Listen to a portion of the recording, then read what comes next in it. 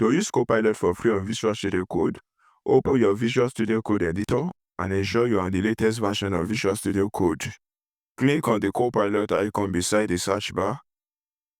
A right panel will be open. Click on the Use Copilot for free on button. This is going to load up a pop-up a new window for you. Allow it to load.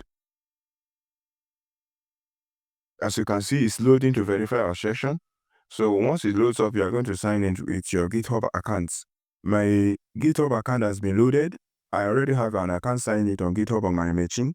So you just click on continue. But if you don't have it signed in, you will just need to sign it. So I'll click on continue.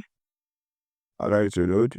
Yes, you have to authorize the application because it's trying to access your GitHub account as a third-party application. Click on Authorize Visual Studio Code.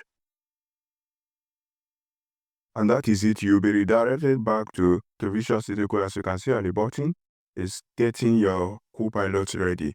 And as you see, Copilot will be ready for use just in a jiffy. So now you can see Copilot is ready for use in our code base. You can see the chat box by the right hand side.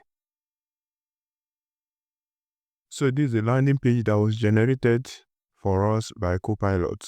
So you can still fine tune the prompt. You can say, make it more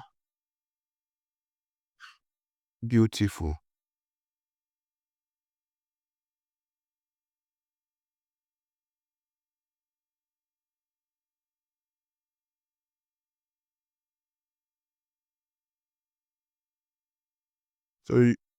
So now you can see, you can ask him so many things. You can say, add image to right section of hero.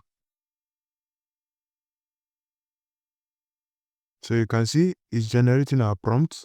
So if you go back, refresh our page, you save it.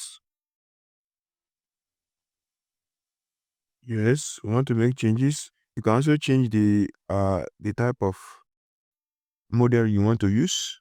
So that is it. Thank you for watching this. See you in another episode.